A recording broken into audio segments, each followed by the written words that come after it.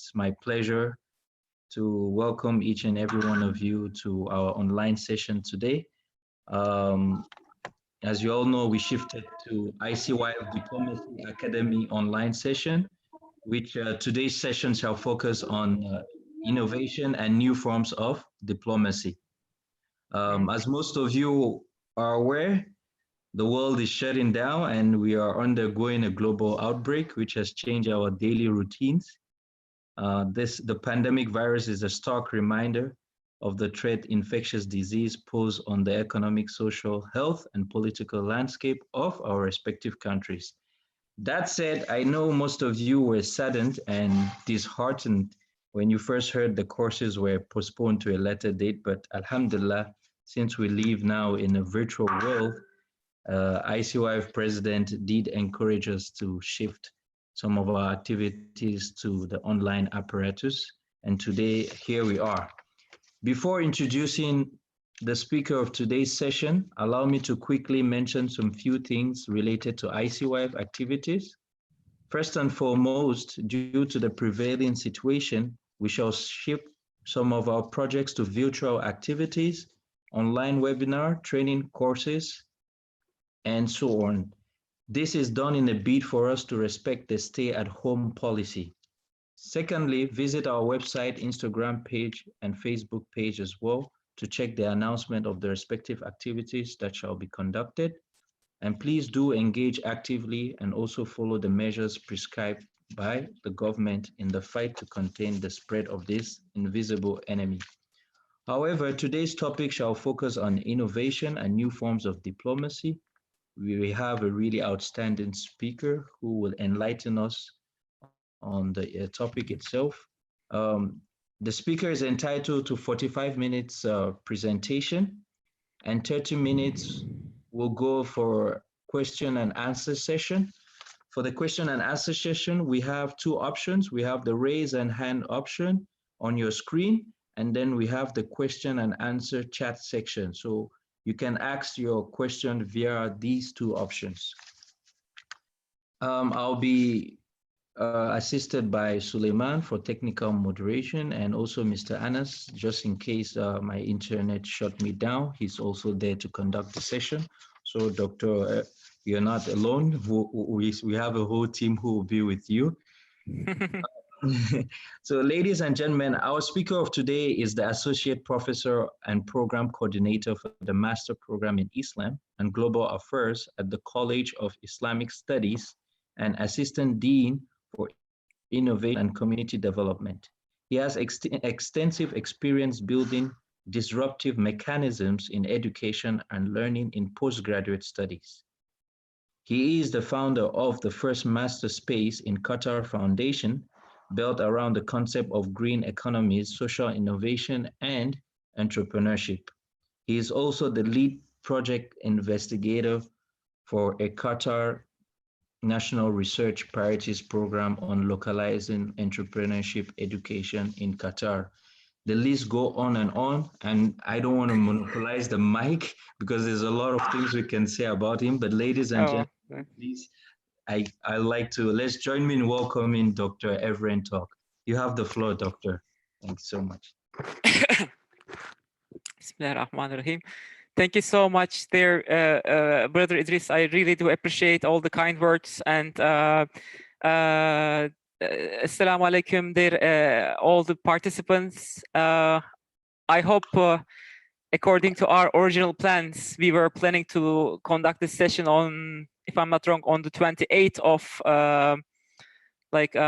March in Turkey, and everything was ready, but due to circumstances and kind of like unforeseen situations, we had to reschedule to a later date. But Alhamdulillah, an amazing proposal came from ICYF recently, and my colleagues suggested that we can actually have the session in a virtual environment, which is really a great idea. And of course, it has its own challenges, own limitations, but in the times of difficulties, we have to focus on the advantages rather than the disadvantages. So it won't be the same as being in the same room, but I still believe that we can get the most out of it. Currently, all of our sessions in our university are conducted online, and we are 100%, we have 100% migrated to a digital platform. And okay, although it has like productivity level, like efficiency level, still there's issues, but as I told you, we are still trying to make the best out of it. Please feel free to interrupt anytime. I'm not kidding, actually. The 45 minutes should not be a monologue. It is impossible to make it like a monologue online for 45 minutes. I can see. So actually, one of the items that my colleague actually was sharing, like to introduce me, was about disruptive pedagogical mechanisms, which is actually experiential learning that I'm really kind of working on. So how can we create these innovative, creative, and experiential learning spaces, teaching spaces, in which students really have a chance to apply their conceptual and abstract ways of thinking.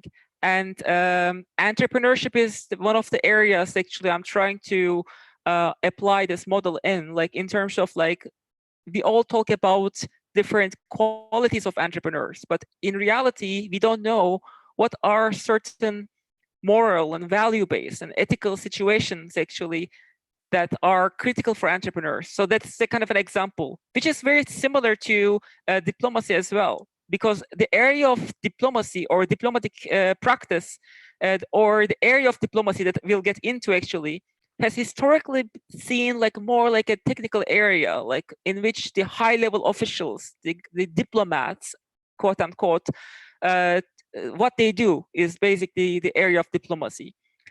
But there is actually a quite deal of flourishing studies and practices and trends and influences, which are showing us that it's not anymore just a matter of what governments or government officials do, but it's also about what people do, what individuals do, is part and parcel of what consists as of diplomacy, right? So speaking of creating this experiential spaces, the presentation, so I will be saying goodbye to you guys very soon because I'll be sharing my screen. So you won't be seeing me anymore, but you're not going to miss anything because I'm not that handsome like Idris. So, and let me start sharing my screen, and I'll be sharing my desktop here and share.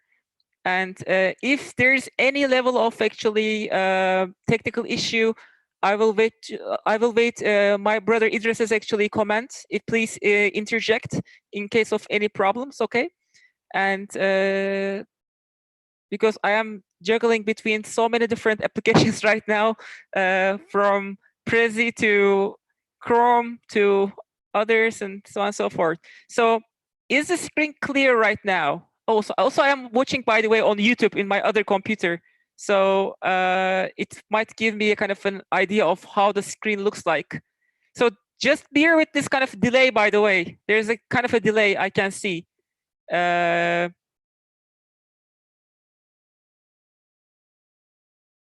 So you must be seeing actually like a newspaper. I'm not sure if it is clear or if it is feasible to see. And I lost the comments, by the way. I can no longer see the comments. Okay. Again, there's going to be difficulties, but let's make the best use of it. There's chat icon. We can see the screen. Okay, now I can see the chat items as well. So you must be seeing actually this newspaper. And what I want to do right now is actually start with like, and there's different parts of this newspaper I created for you guys. Let's make it kind of a bit like spicy.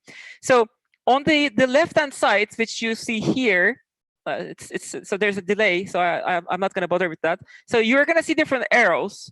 And what I will be trying to do here is start with some kind of generic understanding of diplomacy, okay? Like what are the kind of the key components of like different, let's say different camps, okay, like different like ways of looking at diplomacy and conceptualizing it, okay? And then afterwards, what we're gonna do is something very interesting. So there's something called Ngram. Ngram actually is historically, Google Books has this amazing application called Ngrams. And in Ngrams, it shows us like historically the trends of use of different words in different publications. So it gives us a great idea of how a specific concept has evolved over time, and how, and we can understand its evolvement in terms of its frequency. You can even create very complex analysis of this, by the way. And but the one that I created is kind of like a bit like a simple version. And then afterwards, we'll look into where is innovation here. Historically, this is what we have been seeing, and now, or in the past 30, 40, 50 years, what are or what have been some of the innovations in the area of diplomacy. Okay, and then afterwards, we'll kind of like, in the middle of this, we'll talk about the spectrum of tools. On the lower left side, you can see. And then we'll do some exercises, we'll do some pollings. And then it was supposed to be a surprise, but let me tell you now. There is actually like a kind of a public diplomacy event we are doing right now online, which is about global moral panic and the coronavirus, okay? Because an important aspect of the coronavirus actually is this kind of moral panic, global moral panic it caused. And looking into it from a more this public diplomacy perspective, we have created a nice youth challenge. So I'll be sharing it with you guys, okay? And afterwards, I will show you how to apply, because it's kind of like a youth advocacy kind of like event. So it's kind of very compatible to what we are talking about today. And then for each and every one of you applying for this actually competition, I will give you 10 books as PDF, okay? And then if you apply, you can win iPads. So that's another kind of like a cool element of joining this competition. But let me share it towards the end, okay? So the first thing actually I want to share with you here is this part of the presentation. The three elements that kind of affect our understanding of diplomacy.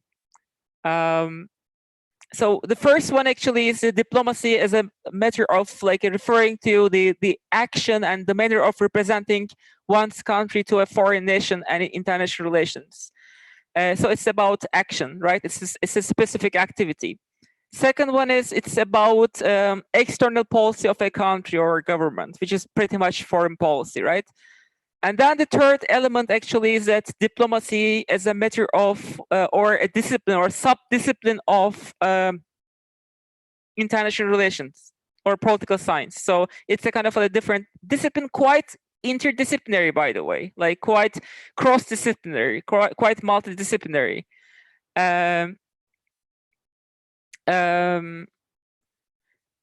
And then, but we shouldn't actually kind of like forget that the whole idea of diplomacy is like is not a new term. So when we look at these three categories, like diplomacy as a kind of like an activity, diplomacy as a state intervention, and diplomacy as like a specific area of foreign policy, this isn't kind of like, this is not recent. There is a very strong historical and conceptual background behind it. Like, for instance, if you go back to the ancient Middle East, you can still talk about cuneiform diplomacy. Or if you talk about the ancient Greece, you can think of, for instance, like how diplomacy was an important element of regulating the relationship between different states. Or if you look at classical diplomacy, you can also see different versions of it. But there are certain questions today that we need to tackle, or these questions are often the issue of like difficulties, which is the like flourishing number of like the increase, a rapid increase, let's say, in the way people use the word diplomacy. Okay. And this is a problem because this is about the boundaries of a conceptual term. Like, for instance, 20, 30 years ago, there was a new term that everybody was talking about, strategic studies. But now, today, if you say strategic studies, everybody understands something different. And it's just a kind of like a word that makes us, a concept that makes us more confused than anything else. Everybody uses strategy in anywhere. So there are two camps actually in understanding diplomacy. One camp actually is saying that diplomacy is actually, historically, it's a term that is quite driven by high-level politics. So high politics is about diplomacy. The second camp is not just high-level politics, but also low-level politics, like street-level politics. What's happening on the ground? People, interest groups, civil society groups, like municipalities, local governments, etc. Like anything actually that gets into it is a matter of like either from the public sector to the private sector. Okay, so and we know that historically, and this is quite normal, because even if you check, actually, there are so many studies. I've been just doing this kind of nice mapping of the concept through these different studies. Even look at the genesis of the term. Even the etymological roots of the term is quite convoluted. It can check, for instance, like a Greek origins of the term, like diplom, right? It's coming from this whole idea of official documents folded in a specific way, or it's a letter of papal nomination, or collection of official documents or treaties between different states. You see this kind of like oscillation between different concepts. And so it is not a surprise that when we talk about diplomacy today, we are understanding so many different things. Like, for instance, the first time, if you look at the Webster dictionary, it's just another important source. First time it appeared in the Webster's dictionary was 1817, and it was defined as diplomacy is perceived in a broader sense, since henceforth covers the customs and rule of public ministries, the forms of negotiation, and corps of ambassadors and envoys. So you see, this is like, so this, they kind of gear towards more high-level politics, including, and of course, don't forget, there is an important level of contextual factors or conjunctural factors. Like if there are so many wars, people see diplomacy as a kind of like a mediation, or like a war making or peacemaking, right? Or conflict resolution. If you're living in an era of like peace, then diplomacy may be used for trade, for commerce, for building networks of commercial linkages, right? Like so on and so forth. And of course, in the era of globalization, now what we have been seeing in the past 30, 40 years is an entirely different, because it is both formal and informal. It's both public and private. It's more local and global. So all these dualities and dichotomies are kind of like crystallized in one single concept, and it gives us a lot of room to innovate. That's pretty much the area that I want to share with. Okay. So, and you can also see here, underneath, like this whole, how to say, the chart. I'm not sure if you can see it right now, but traditional diplomacy and the new forms of innovation and diplomacy, right? What has been emerging?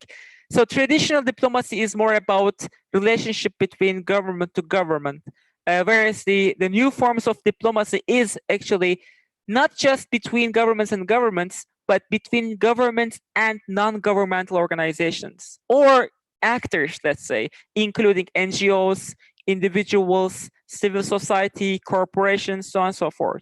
But that's not the only element, because now diplomacy is also about these non-governmental actors in one state and non-governmental actors in a different state. So this makes everything so complicated, because you are seeing that diplomacy is pretty much kind of migrating from the realm of the state to migrating from the realm of public, the official formal space, to an informal space. Like, for instance, today is one of the most interesting concepts is like SDG diplomacy, right? The Sustainable Development Goal diplomacy. It's a gigantic, it's kind of growing every day, right? Especially with the kind of the climate change movement or different SDGs, 17 SDGs. There's so much happening. So this is something that we need to kind of like think about. But let's do a kind of like a nice polling right now. I know that you all come from different backgrounds, different nationalities, different gender, different race, different contexts, and you all have I'm sure that all of you have you have a certain idea of like what diplomacy is. But sometimes if I ask you, please tell me what diplomacy is, you can kind of like explain to me hours, right? Like it can take forever. But if I ask you, can you identify one single word that kind of like showcases your perspective to it, what would you say? So let's do a kind of a poll. So what I'm going to do right now is I have this kind of polling thing called polleverywhere.com. Okay. And here I'm starting the poll. So all you need to do here is very simple. There is this actually, I say activate. Okay. And then I do full screen. All you have to do actually is that you go to this website called pollev.com//Doha, and you just put one word that you believe is the closest to diplomacy.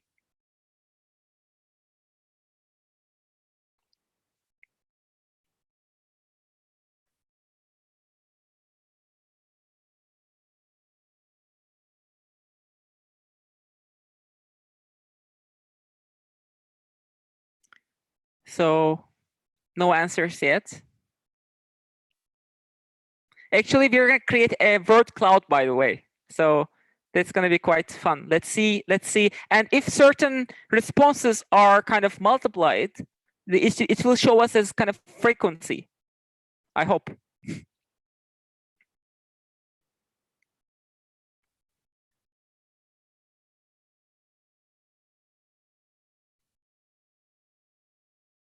Okay, diplomacy is peace. Excellent. Diplomacy is cooperation. Excellent. More. I know you guys are more than 35. I think that was the last. Negotiation. Problem solving.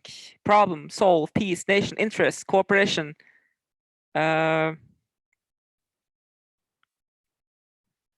Nation. Diplomacy is nation. So see, this is like this is really interesting actually, like what we are getting at. Cooperation, culture, agreement. Wow. That word I'm trying to understand. It says tact. Statesmanship. Interest. Interest isn't a kind of very critical word because there's 3 critical words here, like negotiations, representer, cooperation. I will take a photograph of this actually, like it looks excellent. Yeah. Power. Interest and power. So you see this in the middle, you see power more, which means that a lot of you are referring to it. Let's wait for 30 more seconds. Dialogue, power.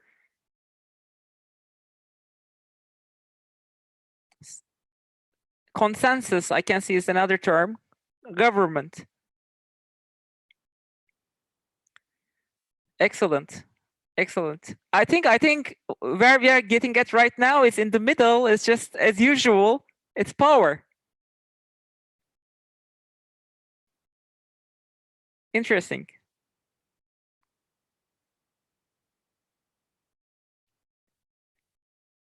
Thank you guys. I think we kind of like, I think the whole thing actually, I'm sorry, there was actually a question for copying and pasting the link.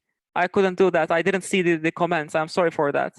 So I think this was a kind of like a neat exercise. And I think what we got out of this actually is that there is a strong deal of power that's kind of embedded in the term, which is diplomacy, right? And that power kind of determines also like the way people understand the use of diplomacy. So I was pretty much like expecting a similar kind of like a result in the sense that power is not necessarily a negative term. There's also like many like positive usages of the term power, right? I mean, especially if you think of Joseph Nye, for instance, the whole idea of soft power.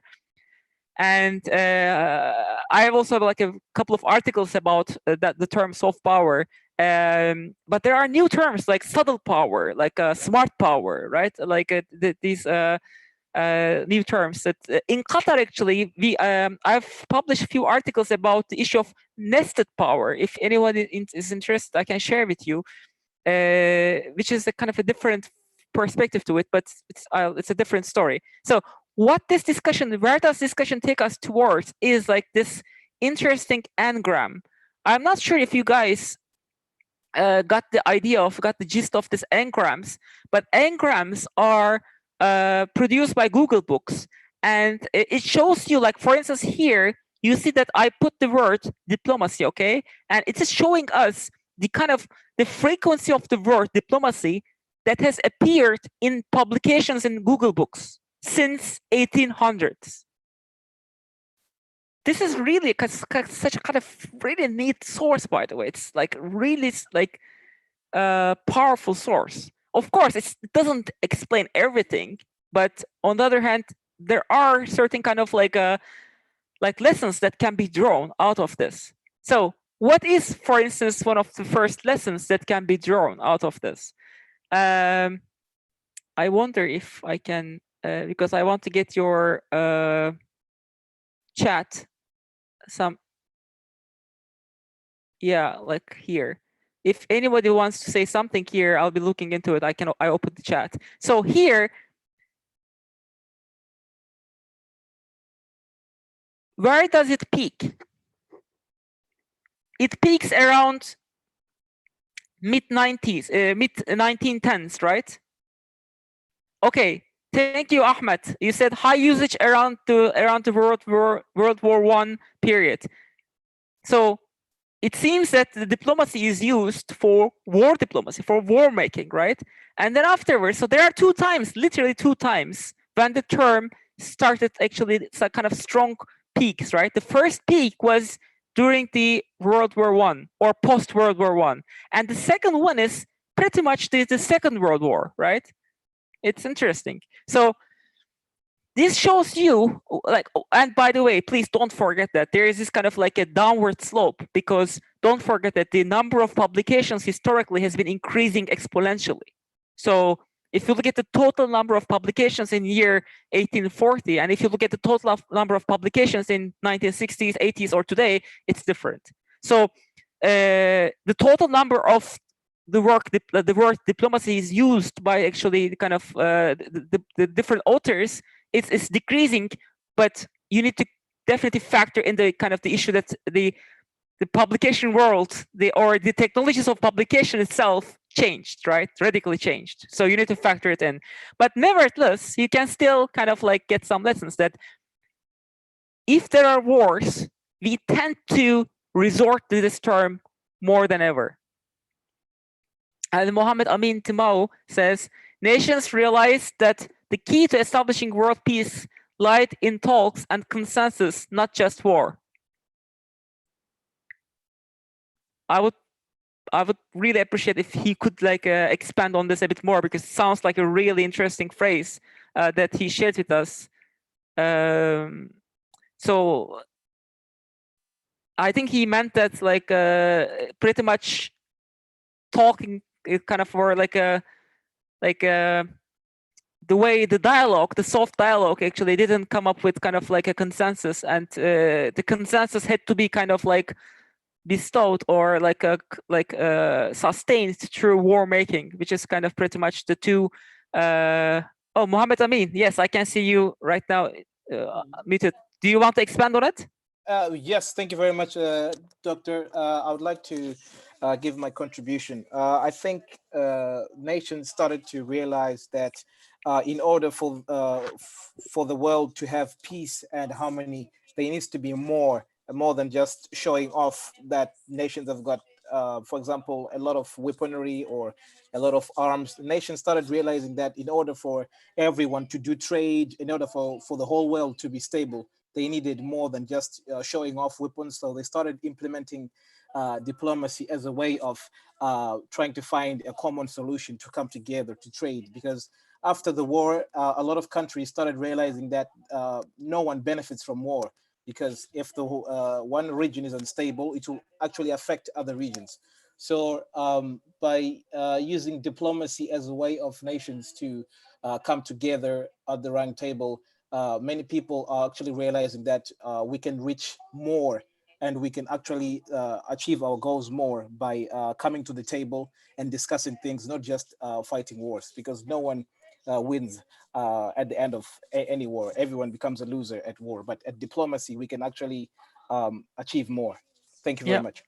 Oh, thank you, Mohammed. So I think that's a perfect. That's really great reflection on this engram. So let me try to kind of illustrate this in a couple of nice photographs. So what I did, what I did actually was that I was so kind of like you know, the National Library of Congress actually. It's one of the most reputable sources, right? And I was so curious to see like what is the oldest visual that kind of like uses the word diplomacy in their kind of like database. Okay, so I did that kind of research, and because I was specifically, so the engram showed us kind of the historical evolution in terms of frequency, but the second element actually is the kind of, when was the first time that kind of like this a visual is associated with the word? Because it's also like, to me, it's important to understand that kind of like connection. So that led me actually to kind of like 8 or 10 photographs, and I kind of like I kind of got a few of them. One of them is this one actually. This photograph is, it's also quite telling, by the way, quite informative. This photograph is dated actually June 10th, 1920, and after the war, right? So, and in this photograph, actually, you are seeing the Georgetown University is one of the strongest universities in the world, as you know, in terms of foreign policy. Georgetown School of Foreign Policy is Foreign Affairs is definitely like a strong foreign service. Sorry, like quite important. So this caption actually, like it's a kind of like a class in Georgetown, and they were right before the diplomats, the U.S. diplomats actually were starting their kind of like a travel to South American countries after the war to build economic connections, commercial connections, and there were various in this photograph there were very important figures like some figures from like International High Commission, Walsh Regent of the school, and International High Commission, and the Director General of Pan American Union, so on and so forth. So you see that diplomacy was used as a kind of a mission of very high level individuals after the war going for a trade mission. So to me, this was important because that was probably and this came at a time when you see that the war was ending. So diplomacy was a tool to kind of like I believe it's kind of like very similar to what my colleague actually just mentioned. This is actually Lord Plumer with the French diplomats and his child. And this was actually like, again, you see kind of the soldier, right? The kind of the military figure and the kind of the statesman. So now I want you to kind of like visualize this kind of, because it's interesting today, if you ask a person, like a student, like in high school or like freshman, like yourself guys, the diplomacy, we have such a kind of a soft, like empowering and kind of like a bottom-up perspective of diplomacy, but diplomacy is coming from really strong, like a high-level, top-down perspectives about wars. So because if we don't understand that kind of like transition, it's very difficult to identify and diagnose the innovative elements of it, innovative elements of what we have right now, okay? And this photograph was 1925, for instance. Let me kind of show you some more interesting ones. Who would tell actually this photograph is associated with diplomacy? This actually is one of really fascinating photographs. And actually published on 1919, it's a poster, okay, showing a hand strangling a snake decorated with the German Iron Cross. And the text says, in Italian, of course, attention, the German viper is taken. It is now necessary to pull out the poisonous teeth. So this was the kind of the fight between the Italian and German, right? They kind of in the First World War, but in the Second World War, they were allies, though. Don't forget that. So it's interesting to see like how diplomacy was associated with this photograph in a very a scary way. So scary, right? Like in a very different way. Or look at this other one. That's actually this the meeting between 1918, the Kaiser and the King of Romania arguing a map, right? And in the text, actually, it says, Kaiser says, so you too are against me. Remember, Hindenburg fights on my side. And the King of Romania says, yes, but freedom and justice fight on mine. So, and now I want you guys to kind of like, to kind of reflect back on the kind of this amazing, actually, word cloud that we did. I'm putting it again. So I will be asking you a very honest question, and I'm really looking forward to kind of get your answers. Like, we are talking about a time period of more than 100 years, right? Like the photographs I showed you. I pretty much showed you some really critical documents, images, and historical kind of evolution of the word diplomacy. So, and before that, we did this kind of like cloud map. Can you reflect on that? Do you think that there's a big change of our perception of diplomacy or different? So are we living in a new paradigm, or if you guys are studying foreign policy or international relations, so I'm pretty sure you're like familiar with this idea of paradigm. When it comes to diplomacy, are we now living in a new paradigm or not? That's my question to you.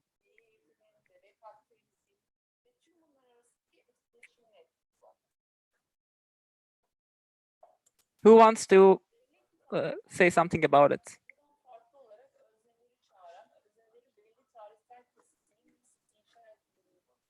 Oh, can you please? So the question is, I'm showing you a nice contrast. I'm kind of like, I'm just trying to provoke some discussion here. So on the one hand, you guys did this amazing word cloud. So diplomacy is power. Diplomacy is communication. Diplomacy is complexity. So I'm just saying, if, let's say we can flash back, if someone actually in 1930s would do this word cloud, would it be different? So when it comes to understanding or our perception of diplomacy, our use of the word, is it really a big paradigm change, or we're still kind of in the same paradigm, but just kind of the words are changing, or just the concepts are changing?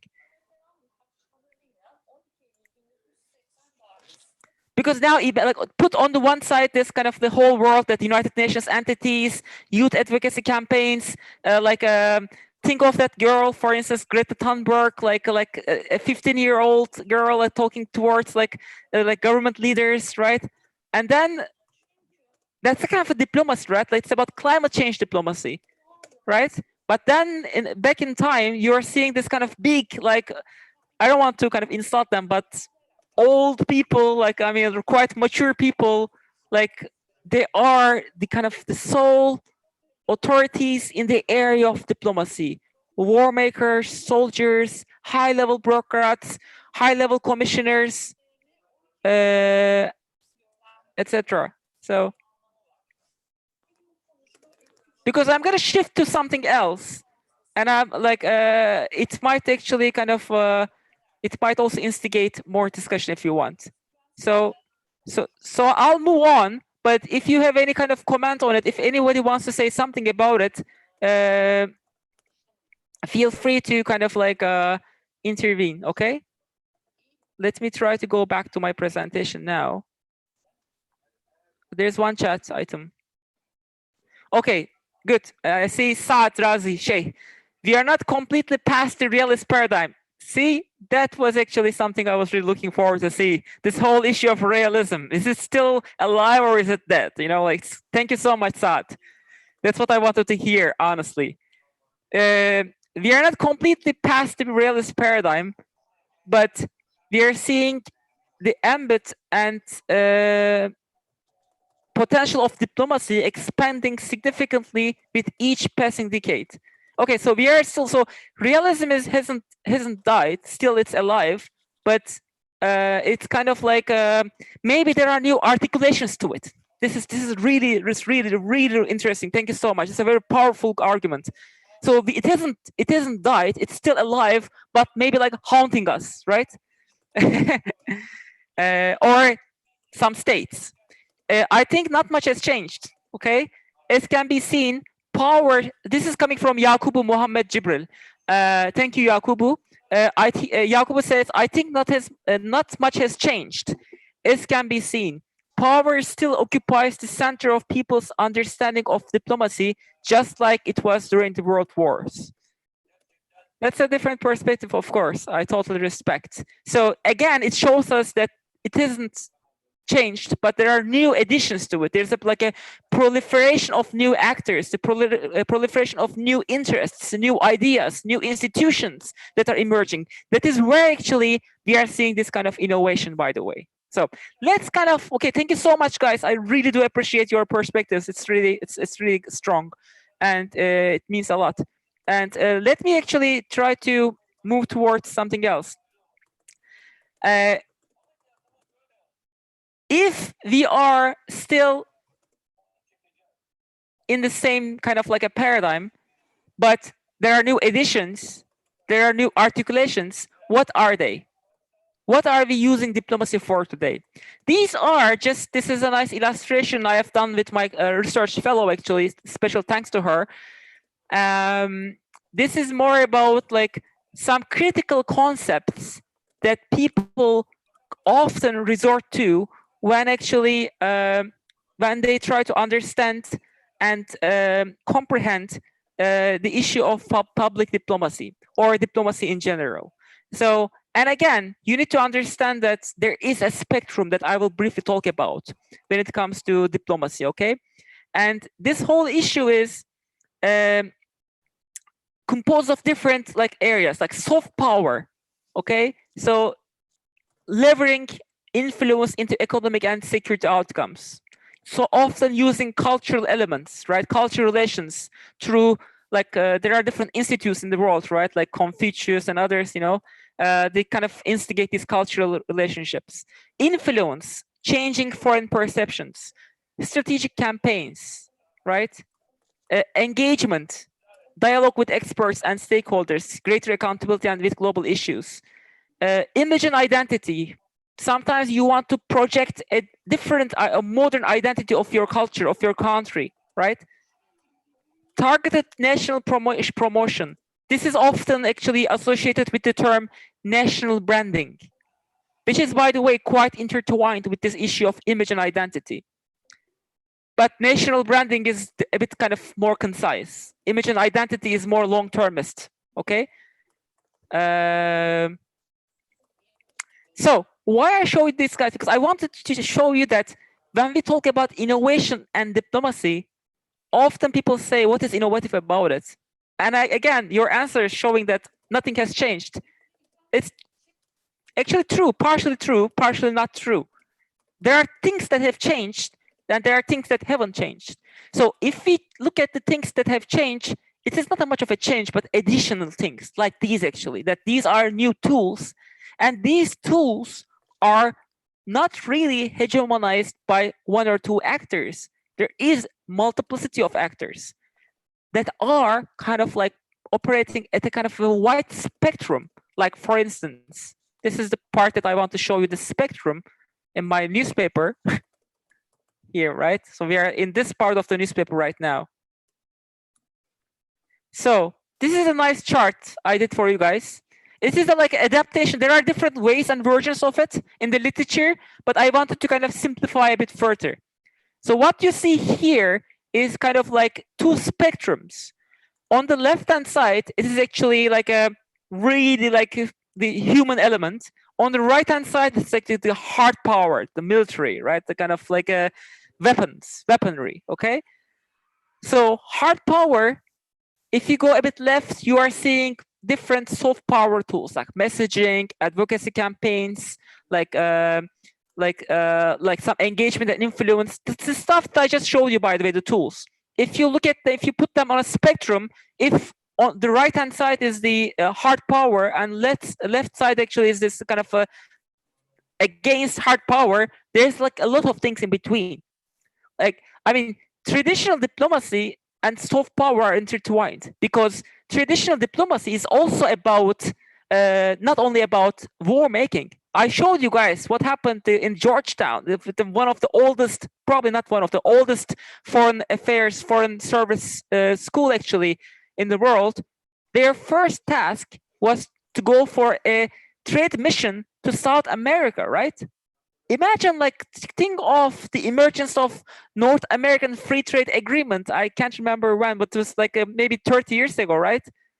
Imagine that. That was a project dating back to like 1980s, 1920, right? It's so we need to kind of like put things into their historical context and evolution.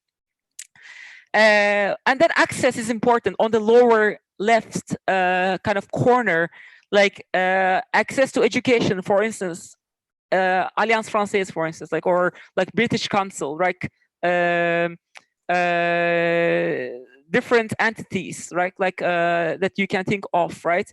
Like a TOEFL, by the way, it's like a, when you think of TOEFL exam, you think this American, right? The IELTS is just so British, right? They kind of imagine those things are, they have a kind of like a, yes, they are exams, but they reflect certain empires, certain kind of like a certain kind of power issues, right? Like a, but then there is this on the upper right section, there's like upper left section, there you can see culture relations. And I put this kind of a note here. Can you name some? Can you name actually few cultural organizations that try to kind of instigate some relations as kind of like a diplomatic mission? I shared with you one, which is Confucius Institute, right? It's very strong. What else do you have? Or you might have, you might share? I'm looking at the chat. Yunus Emre Institute, excellent. Excellent, Goethe Institute. Germany, that's excellent one actually. Do you remember more? There's some interesting ones, like British Council can also like be part of it. I guess Yunus Emre Institute is Alliance Française is definitely a strong one.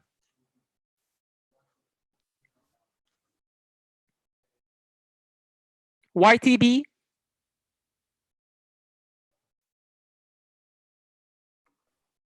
Any more? Any more suggestions? Federation of International Student Association of Turkey, excellent one. Türkiye Bursları, again, it became such a kind of like a interest group, right? Like a Francophonie, excellent guys. These are the kind of pretty much the kind of using culture as a form of diplomacy. But now, okay, let's now American Corner, excellent one. Now actually you are seeing this kind of where this innovation is coming from. Innovation is coming from ideas. Innovation is coming from interests. There are different interest groups, and not just institutionalized, but also like a youth-driven, right? Some of them are a bit more commercial, some of them are less commercial, but still they're important. But I want to take you to here. There's this actually, so you remember this 7 elements, right? Don't forget those. Image and identity, influence, engagement, soft power, targeted national promotion, and cultural relations. So now we're going to do something fun. So we're going to go back to the polleverywhere.com, and I'm going to show you an image, and you're going to tell me, not tell me, but you're going to actually vote which one of these objectives are manifested in that image, okay? Let's get started. We're going to go to here.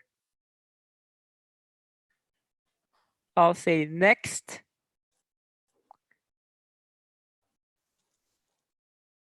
Okay. I will say full screen, and I will try to check on YouTube if it is working. Can you guys, can you see? So Meghan Markle proved that fashion is diplomatic power. So then my question is, which one of those 7 tools and objectives of diplomacy is being reflected in this photograph? And this is actually by a magazine, right? High-end magazine. Image and identity. Soft power. Okay, it's gonna be fun. Okay, I'm seeing the percentages. I'll just wait for a few seconds and afterwards.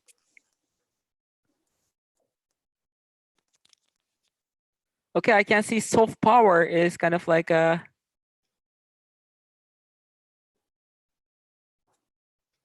Oh, I need to take a photograph.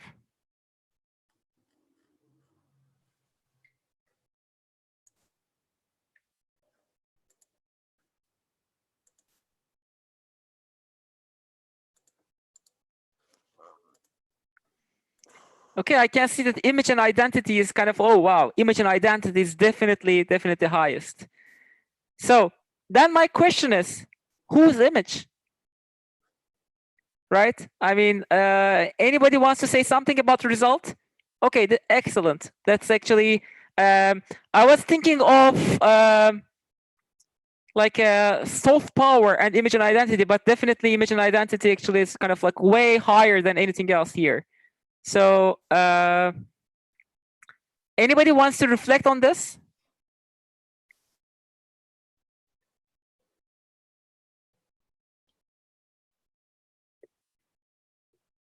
Through the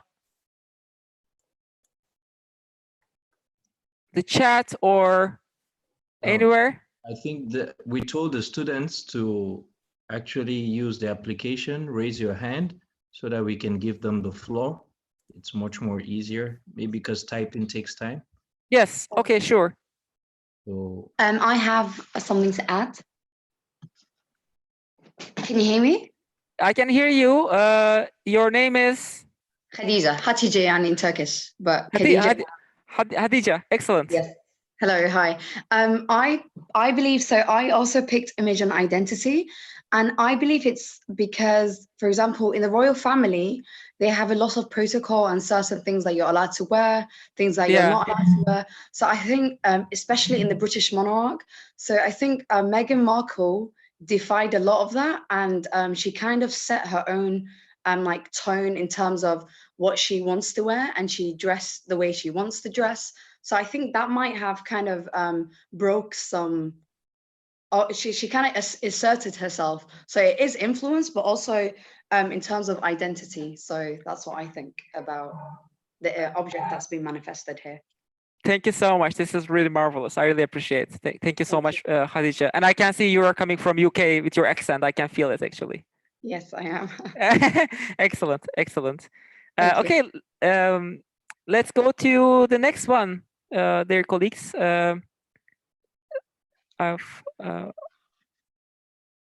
Next one.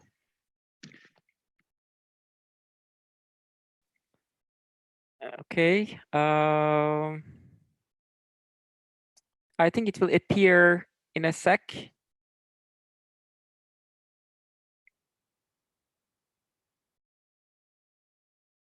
No?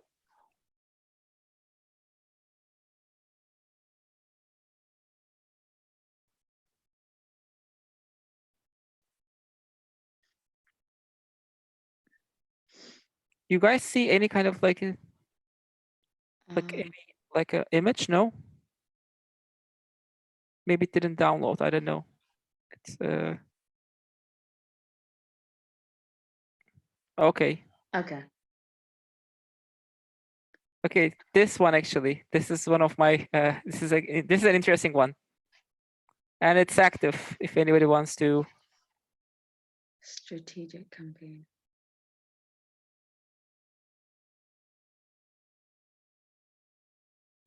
And I need one. We'll wait for 30 seconds, and then afterwards, if one of you can kind of give some kind of like a reflection, that would be great.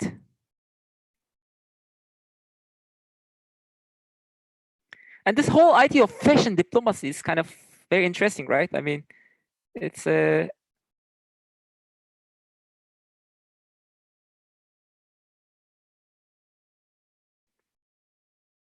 Okay, so this one, it seems national promotion is the highest. But then there's a question, right? There's like what are we promoting? So why are we calling it diplomacy then? Like, so there are different countries represented, different style icons actually in the world of politics, which is great. And I want to take a photograph. But I'm really intrigued. Like, can anyone actually just tell me like what you feel of this?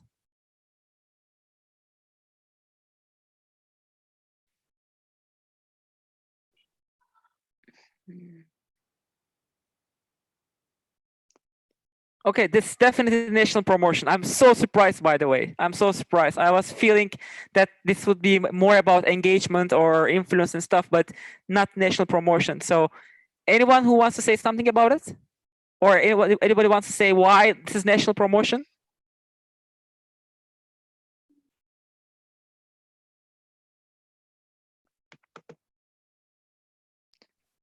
National style of dressing.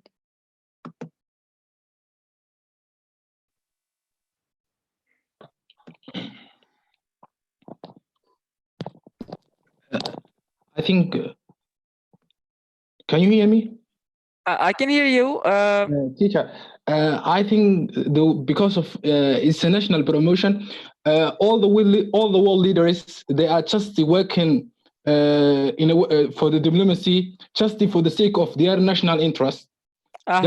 There's no another any leader who's trying to do priority for the issues of another countries. Firstly, every leader or he's giving the priority for the promotion of the national interest. I think so. It will diplomacy. The main objective of the diplomacy will be national promotion. I see. Thank you so much. It's actually like I also see some comments which are in similar, like it's a strategic campaign. People want to engage others with their culture by making positive approach towards their own culture, which is actually so the way the kind of the so there's something called indirect marketing, right? Indirect approach to different. So this is actually, to me, fashion diplomacy is an indirect way of like national promotion, I think. So it makes sense that way. So let's go to the next one. Next one, actually, no, not next one. Next one, I'm skipping because we are kind of going out of time. Let's check the next one. There must be actually not even this one.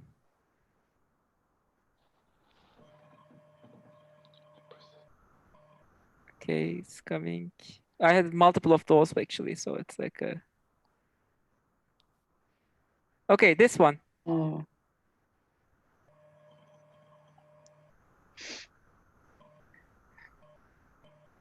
It should be active now. What object is manifested?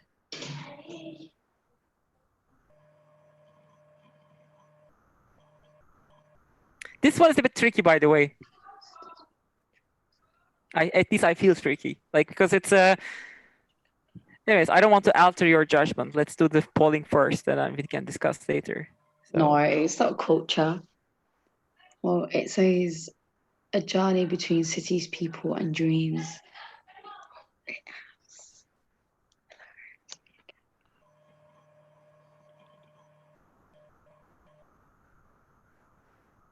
Actually, I was listening to Khadija, so it's.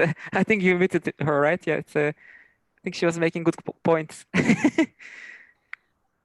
Oh, I didn't realize I was unmuted. I'm so sorry. No, that's okay. Actually, I was just kind of like. Can I say my point then quickly? Yeah, of course. That's why I was actually like. I thought that you knew actually that this was on. No, I'm so sorry. I was whispering. Okay, so my point basically is, it says like in Arabic hummus, and then it says it in Hebrew and in English. So yes. I thought it was strategic campaign because it says something, you know, in the small writing, it says on a journey between cities, people, and dreams. So I think they're trying to not integrate, but they're trying to do this thing where they combine all three cultures. So I just think it's strategic campaign. That's my comment. Actually, I think I agree with you. But also, I kind of agree with the colleagues who say cultural relations. It's a strategic campaign using cultural relations, right? But there is actually, I feel that there is like a intention here, which is like to show the commonality, right? So and look at the kind of intersections between different cultures. So and using that intersection, that commonality, as the mechanism for a kind of like maybe a bigger project, like sometimes that the relations between countries kind of get better, right? Like for instance, I remember the time there was this kind of thing called football diplomacy between Turkey and Armenia, for instance. Like that thing happens if the relations are going well. So this book actually makes sense when the relations are in a good kind of so it's a strategic campaign to kind of once the trend is good, the relations are good, this is something that kind of that makes sense, right? So but if there's actually kind of the relations are kind of a bit problematic and kind of fragile, then maybe this book will kind of be lost. It won't have much value. So of course this is just an hypothesis. So let's do one more, not this one. Not sure. This is not the one, sorry. Okay, this is the last one, okay? And this is an interesting one.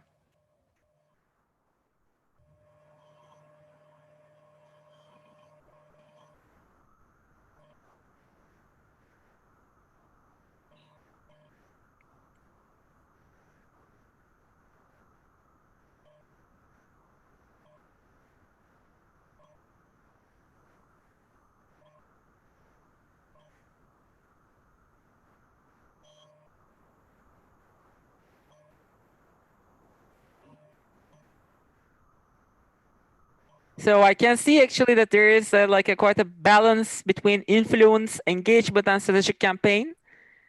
And engagement, national promotion,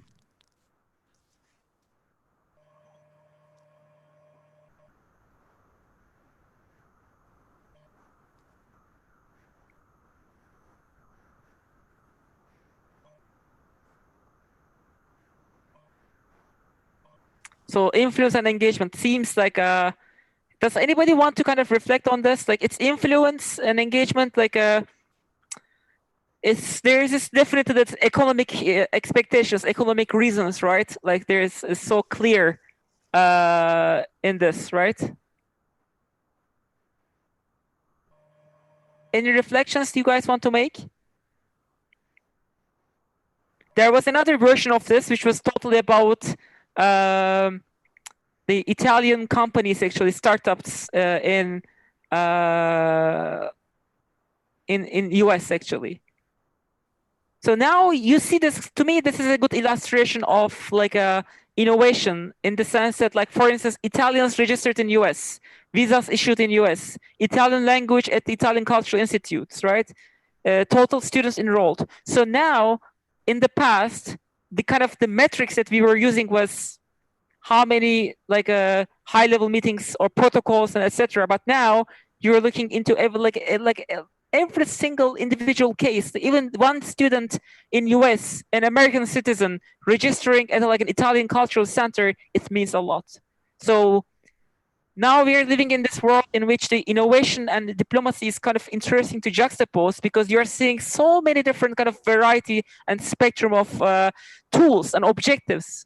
Remember the spectrum I was showing you. That's a spectrum that actually, and sometimes it's not just one objective, but more than one objective that's being manifested. Okay.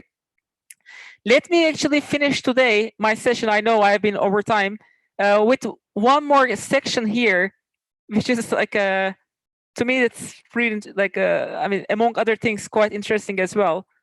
And that section actually is about the use of social media by different actors, right? We kept talking about different actors, And there were some studies actually showing that in certain cases, like in the past, keeping the kind of information secret was so important, right? It was like, because knowledge, information is power, right? Like, so especially diplomatic information, kind of something, kind of, and diplomats are ambassadors, are people that's difficult to reach, etc.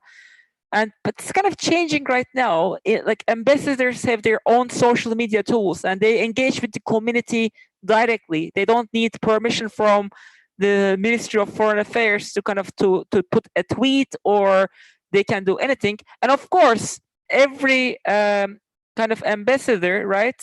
Every ambassador has this kind of like his obligations, a certain kind of protocol to kind of like to tweet. And if they want, they tweet, or they actually put something on Instagram or other social media tools, according to, based on their official embassy accounts. But they can also publish their own Instagram or social media, Facebook or like Twitter accounts, right? So there's this kind of very interesting study which is showing this funny result. There are certain ambassadors, and their actually social media penetration far outweighs actually their embassy. Like for instance, this first one that let me show you. This one, I'm not sure if you'll be able to see the numbers correctly, but this is actually the contributions of Washington-based ambassadors to their embassy's digital reach. So we're only talking about, I think this was back in 2000, this is between 2014 to 18, if I'm not wrong. Only the ambassadors in Washington and what they do. So they're comparing two things. How many actually followers does this actually ambassador have, and how many followers the embassy has? So you see what I mean? So for instance, if you look into like let's say, let me give you like a balanced example, like France, for instance. Okay, France, the ambassador of France to Washington has 43,000 followers, and then the embassy of France, their account has 37. So 54% of the digital reach is coming from the ambassador, not the embassy. What does it tell you? Maybe this one doesn't tell you anything, but this one tells you a lot. Look at New Zealand.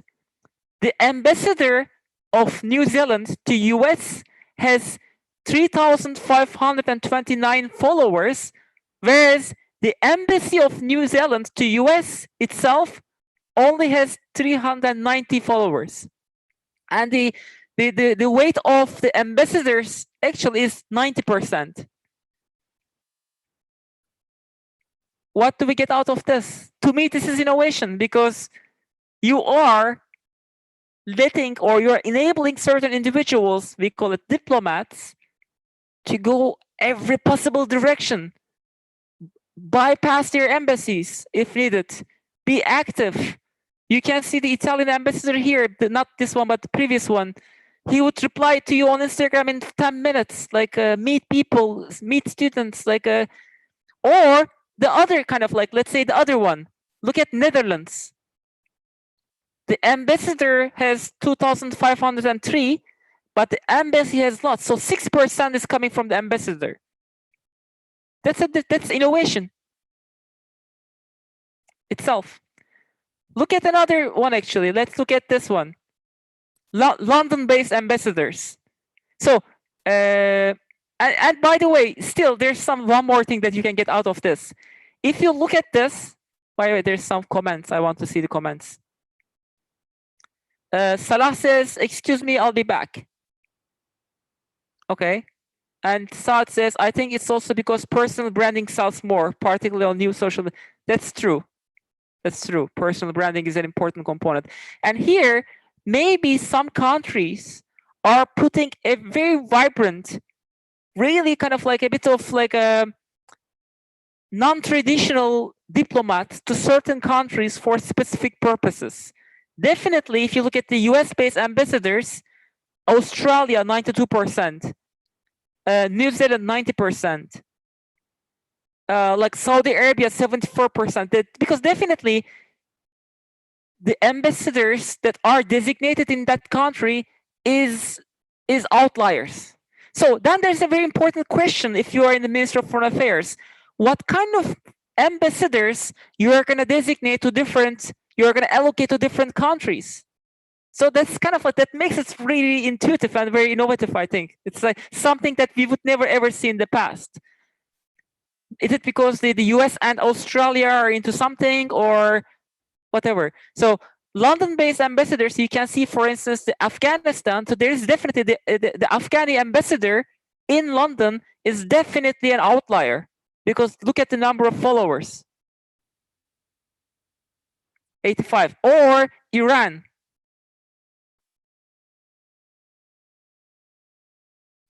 Or Cyprus, for instance. Like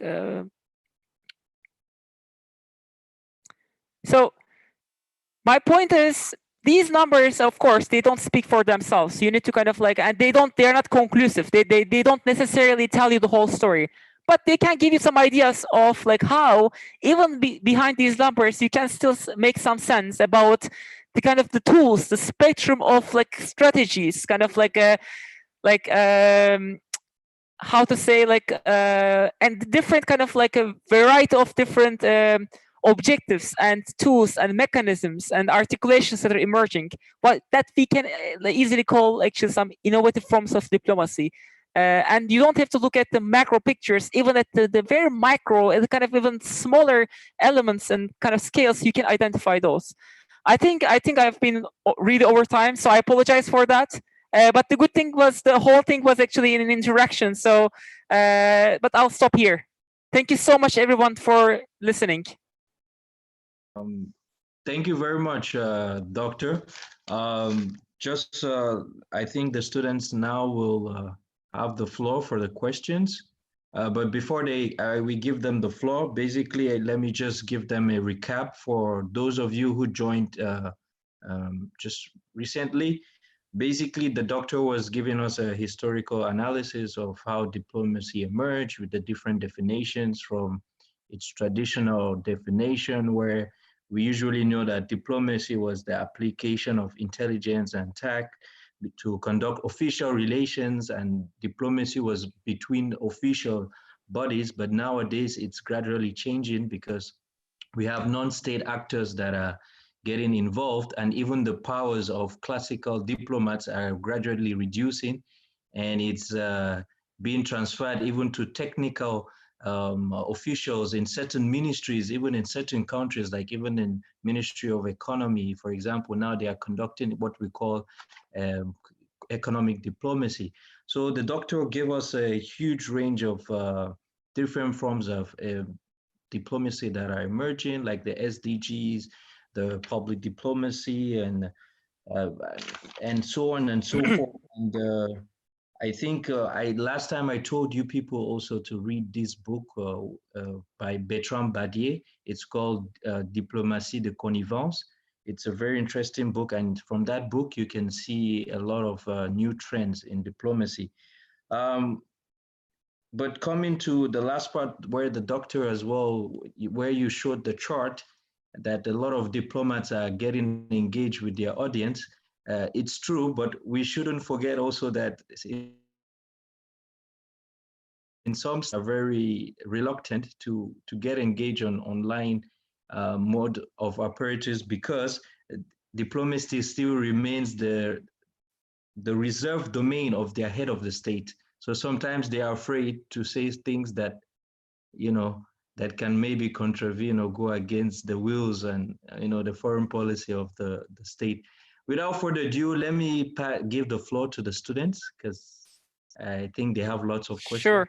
Ask you. Sure. So thank you very much, Doctor. So any students who's willing to ask a question, just use the application, raise your hand, and then our team will accept, and then we give you the floor.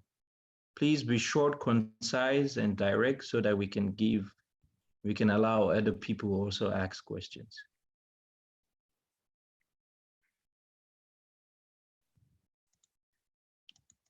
Anyone?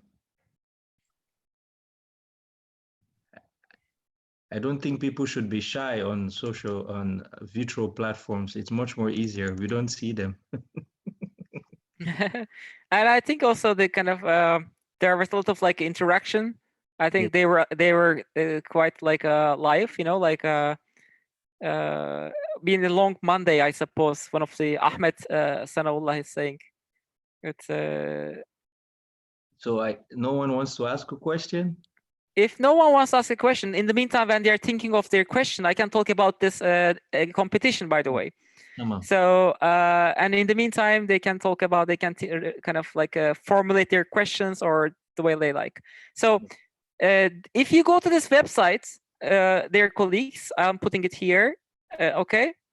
You will see that we are doing this coronavirus, COVID-19, and the global moral panic, and Youth Ignition Challenge. So this is a challenge. It's like itself is quite actually like interesting in the sense that we want to understand what happens to kind of our moral values in the times of crisis, because so many things happen, like food hoarding and like the sanitizer obsession, and people like even some kind of corona racism, especially as you know, some communities have been kind of, especially Chinese communities have been kind of kind of experiencing, and so on and so forth. Like it has been kind of like really having destructive effects, right? Apart from the health issues. So this issue of moral panic is, by the way, is quite coming from sociology. It has been studied widely in the past, but the global dimension of it is becoming new. Okay, so what we want to do is actually, what would you say about the moral panic that we have been kind of experiencing? Okay, so from your personal angle, has there been any kind of instance that you felt more like you felt that you are having a moral dilemma, right? Like on the one hand, you want to kind of like protect your family, so you feel that I have to buy like a lot of this stuff, or but on the other hand, you know that other people are also in need of that thing, right?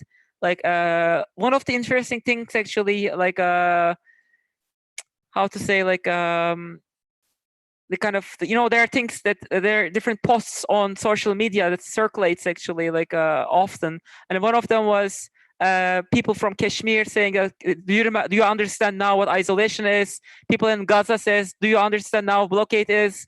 And then, you know, it goes on and on. So now it seems that the whole world has gone through a kind of like a series of empathy, kind of, or like creation of different like circles of empathy, you know, like empathizing with the other.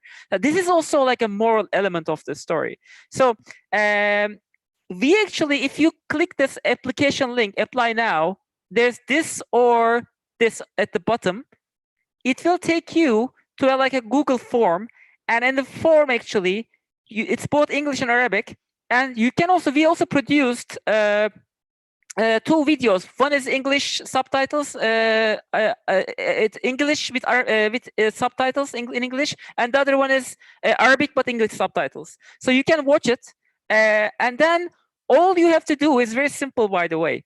So there is this kind of like just demographic questions. We're expecting you just to kind of send us very short presentation, like just to be shortlisted, okay, of your perspective of how the world, how the kind of humanity has been tackling this kind of the moral dimension. What did we learn from like a kind of innovative, a kind of like a bit of like a, let's say, non-traditional way of looking at things? Maybe your experience, like because when you say, tell people, okay, like we say either 2-minute presentation or 8 slides, but now we relax this kind of like requirement. So anything goes actually. So any message that you want to give to the world in a presentation, like any kind of like in a slides, if you are shortlisted, then we'll ask you to kind of join a kind of a formal presentation in front of a jury. And for the winners, we'll be giving iPads. So and the deadline to apply, and just some students were telling me that it's difficult to apply, but I told them no, it's not difficult to apply. It's just a 1 or 2 slide presentation, just a few slides, just few bullet points, just your perspective. Apply, and in the jury, if you're shortlisted, and we'll try to speak to every applicant. By the way, we can ask you more questions. So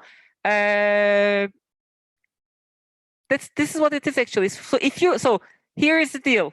If you do apply, and I have the list of, I think I can get the list of you guys from the, or if you just mention here, let's say if you in the school and university part, if you mention Diplomacy Academy, okay, I will actually for any of you who applies part of this session, I will share with you a set of 10 books about diplomacy, recent books that I bought, and I can share PDFs.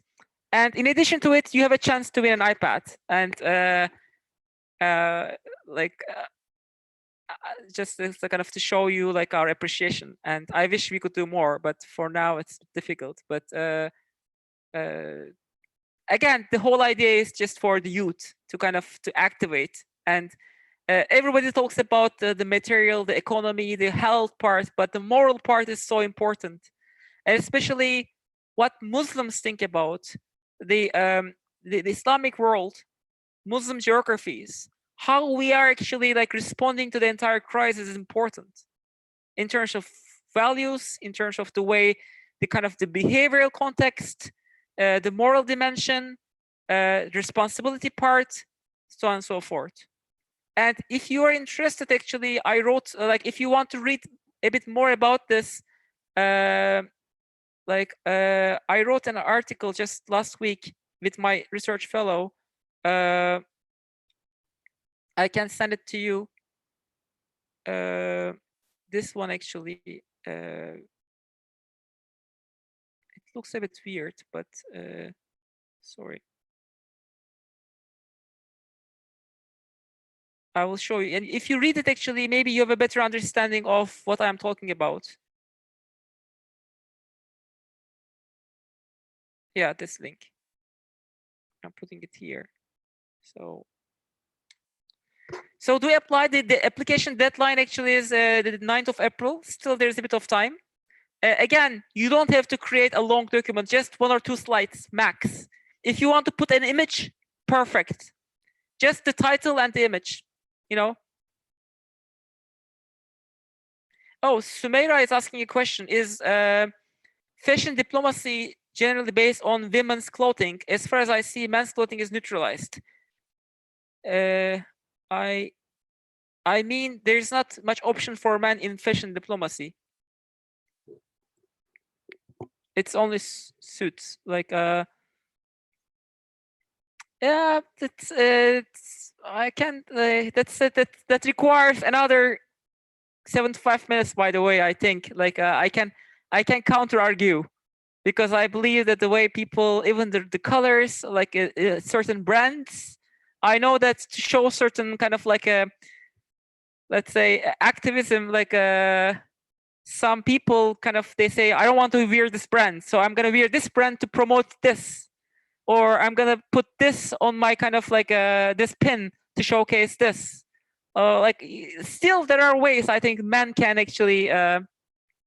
Also myself right now, like you can see, like I'm not like dressed like with my agalan gutra and dishdash, but usually like here that's my traditional cloth actually, like half Arab, so like half Kuwaiti. But anyways, so I might disagree with Sumeira, but maybe another time in a different session of Diplomacy Academy, if I'm invited again, I would be honored to talk about on fashion diplomacy, although it's not really my kind of strong suit. Still, we might discuss. So by the way, if you are interested, like here is my Instagram account that I use professionally, only for professional purposes, although the name of the account is not that professional. Unlock your soul. You don't have to unlock, but just just think about it. Any questions, or what do we do there, Brother Idris? Dr. Evren, I have a question actually. You're Khadija. Yes, I'm Khadija again. Sorry. So my question. You don't need to be sorry. Yeah. So in terms, first of all, thank you for a very brilliant presentation, and the competition sounds quite interesting as well. So my question is in terms of relevance of diplomacy. I kind of feel like over the past few years, people, head of states and just leaders in general, not exactly don't respect it, but for example, Trump, they try to come across as very outrageous. They try to do things for the sake of things, like as in, like you mentioned earlier, like wear a pin or whatever it is. So do you think the relevance and of diplomacy is changing? Like, are people respecting it and seeing it as protocol and something they must follow and something they must wear? Or do you think it's not as relevant nowadays? If I may ask you, actually, when you say relevance, like, is there another word that you want to kind of like use? Because it's right now it's a bit like because maybe relevance is not the right word. I'm just kind of like I'm from an economic and business background, so I'm not well versed in my political literature. But basically, I mean, is it as important? By relevant, I mean, is it as important as it was once upon a time? For example, when you showed Meghan Markle earlier, she by herself is a stance that women nowadays can dress as whatever they like, they can do whatever they like, they can drive, they can lead their own lives, they can be actresses and part of the royal family. So in terms of diplomacy, do you think people still think it's very important to be dressed respectfully in like neutral colors, for example, if they're visiting a national state? Do you think that there's, as in like the rules of diplomacy, do you think they're as important as they were 10 years ago? Or do you think people are trying to show their personality a bit more on stuff like that, if you get what I'm trying to say? I think I'm getting not 100% sure, but I'll try, and I'll ask you a follow-up question, by the way, if you don't mind. I think it's important as ever. It's just that I think I mentioned this earlier. We have to assess and evaluate according to the kind of conjunctural factors. Living like the original in 1920s, 30s, 40s style of like diplomacy, yes, it has changed, definitely. But don't forget, diplomacy at that time was the only tool for the governments to talk, to interact, right? Forget about the publics. Publics didn't have a chance to interact, right? Remember the kind of the diagram that showing that government to government, now government to foreign publics, governments to foreign publics, but also publics to publics. So there is this new space of opportunities, space of engagement that is affecting diplomacy a lot, right? So like, for instance, would it be feasible in the past to like for Meghan Markle to marry? It would be a bit more difficult. Maybe it wouldn't be easy because there wouldn't be this kind of like pressure, global pressure, right? But then also the question is, if diplomacy was not that relevant, if that diplomatic power wasn't that kind of like that strong, do you think that there would be a kind of like a change? Like, you know that at the end of the day, yes, she married, right? But then afterwards they have to step down, right? They have to leave the kind of the official role, right? So it had a repercussion. So to me, that repercussion of leaving the kind of the that kind of official designation was a repercussion of the importance of diplomacy, still diplomatic power. Yeah, I understand what you're trying to say. But another point, for example, in America, and I'll make this very brief, but for example, in the US, the first lady is Donald Trump's wife, but we see his daughter stepping up instead of the wife. So I feel like this kind of flexibility of people, and no one's really talking about it. But if Michelle Obama did something like that in terms when, the Obama administration was going on, it would have been unacceptable. So just in that aspect, I meant, Yeah, but also again, it's also strategic, right? In the sense that, like, if you look at the qualifications of, like, not kind of downgrade, but just if you look at the kind of the professional background of Donald Trump's wife, that might be a reason for kind of making that strategic choice, right? Like for instance, yeah, like for of course it can backfire as well. It can be used as a kind of a used for strategically in both ways, but again, that's a choice. So also similar thing actually, like I can give you from the case of Qatar here, like the most prominent, like that I have been working with her for like in the past 10 years, Her Highness Sheikh Hamoza. She's still the most kind of like, let's say, first lady of Qatar, although her husband is no longer His Highness Sheikh Hamad is no longer the emir, he's the father emir. Now Sheikh Hamoza's son Sheikh Tamim is the emir of Qatar. Okay, they want just I just got this comment, stop sharing. Okay, so you see what I mean? So things change, and why this is the case? Because his wives are still so young, still developing, and they haven't showcased themselves. Like, you know, so there's still kind of things, kind of like a sort. There are strategic choices. So and things actually have repercussions. I mean, I think in diplomacy, these calculations are so important. I mean, in certain cases, those actually like choices, they are not like a shock therapy style, but they're gradual. Maybe you will see in few years that Sheikh Hamoza will be going to kind of like meet Michelle Obama, or like I remember, for instance, like just not few months ago, more than that, November, we had this WISE summit, and Sheikh Hamoza every year, it's World Innovation Summit for Education, and this year's honorary guest was actually Shakira. And I'm giving this example because it's interesting.